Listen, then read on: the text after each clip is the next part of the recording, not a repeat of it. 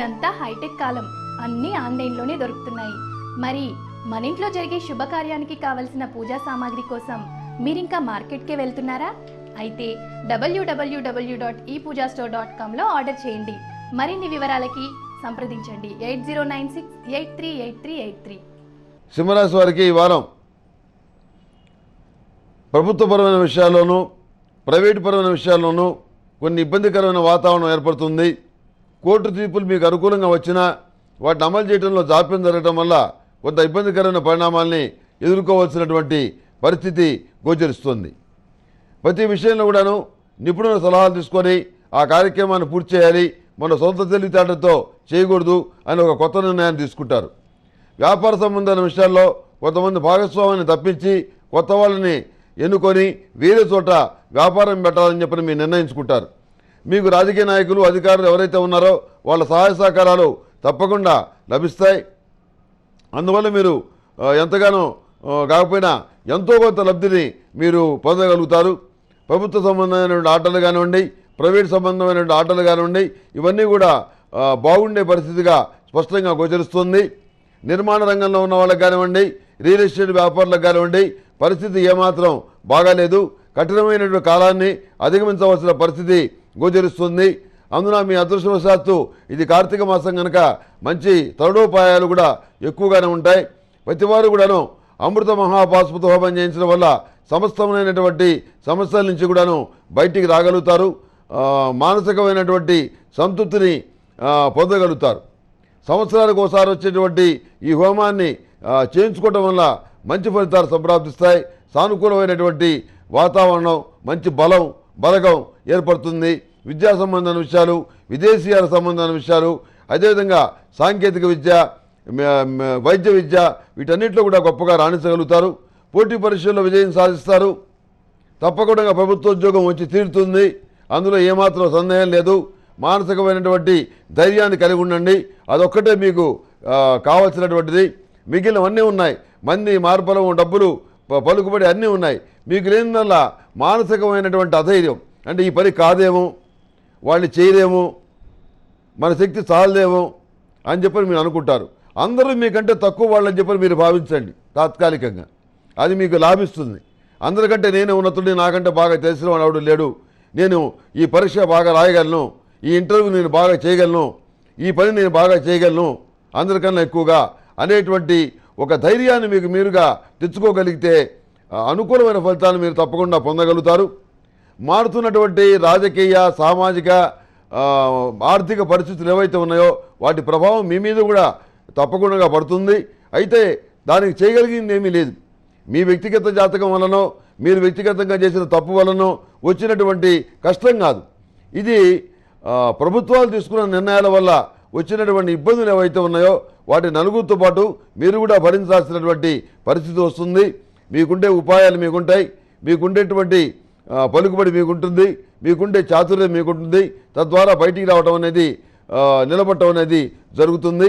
వివాహాలు, శుభకార్యాలు ఏవైతే ఉన్నాయో అవి ఘనంగా చేయాలని చెప్పని నిర్ణయించుకుంటారు. మంచి సంబంధం కుదురుతుంది. అంతేకాకుండా పెళ్లి కానటువంటి మగపిల్లల విషయంలో కూడాను చాలా సంతృప్తికరమైన ఫలితాలు గోచరిస్తున్నాయి. మంచి సంబంధం కుదిరేటువంటి పరిస్థితి చాలా స్పష్టంగా గోచరిస్తుంది.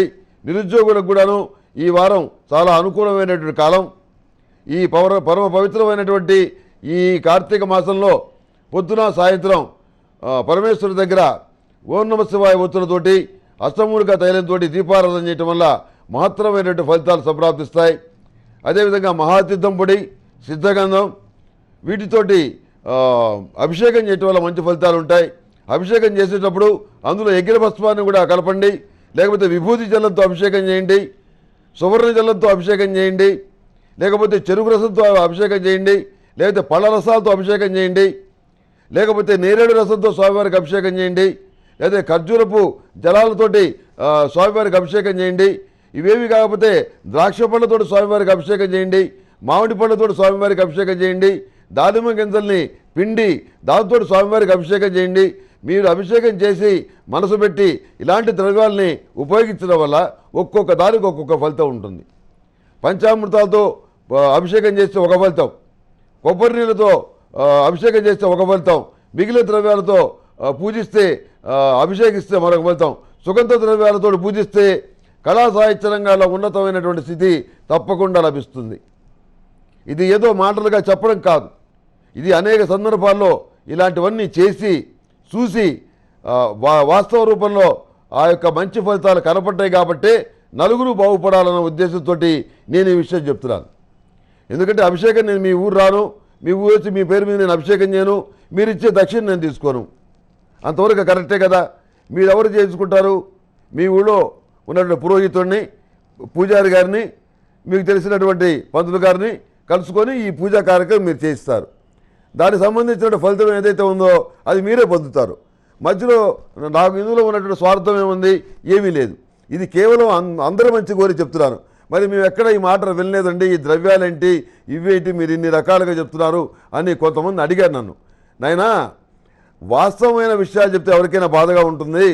వాళ్ళకు ప్రయోజనం లేనటువంటి విషయాలు ఏవైతే ఉన్నాయో వాటిని చెప్పడం వల్ల వాళ్ళకు వచ్చే లాభం ఏంటి? ఏమీ లేదు. ఏమీ లేనప్పుడు మనం ఎందుకు చెప్పాలి? మనం ఎందుకు శ్రమ తీసుకోవాలి? నేను రాళ్ళు అమ్ముకుంటాను, నువ్వు రాయి పెట్టుకో అని రాళ్ళు అమ్ముకున్న వాళ్ళు చెప్తారు. రుద్రాక్షలు ఉన్నాయి, రుద్రాక్ష పెట్టుకో, పరమేశ్వరుడు సంతోషిస్తాడు, దీని ఖరీదు కేవలం 50,000 మాత్రమే అని రుద్రాక్షలు అమ్ముకునే వాళ్ళు చెప్తారు. అదేవిధంగా యంత్రాలు అమ్ముకునేవాళ్ళు, ఇంకోళ్ళు రకరకాల వాళ్ళ పద్ధతుల్లో వాళ్ళు చెప్తారు. కానీ నేను జ్యోతిష్ శాస్త్రంతో పాటు సేవాగమనం చదువుకున్నవాడిని.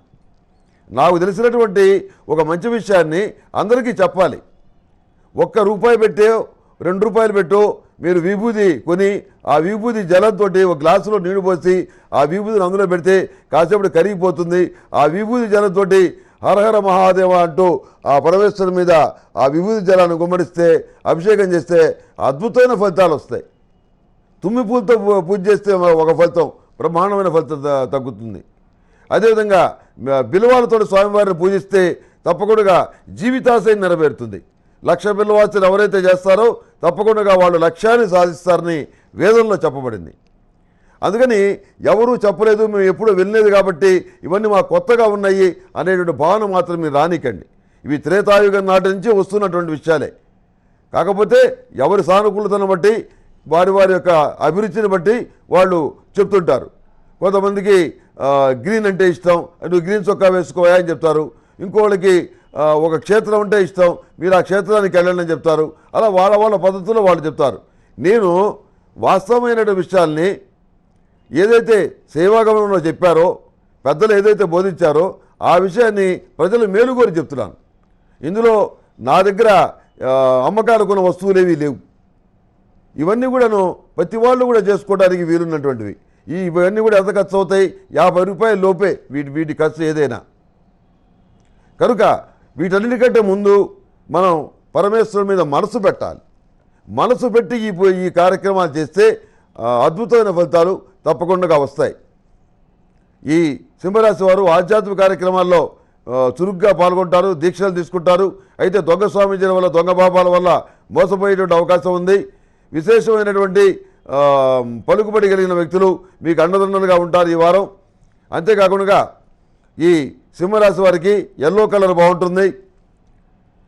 అదృష్ట సంఖ్య 7. ఏదైనా పని మీద వెళ్ళేటప్పుడు గురువారం నాడు కానీ శుక్రవారం నాడు కానీ వెళ్ళండి, సానుకూల ఫలితాలు సంప్రాప్తిస్తాయి.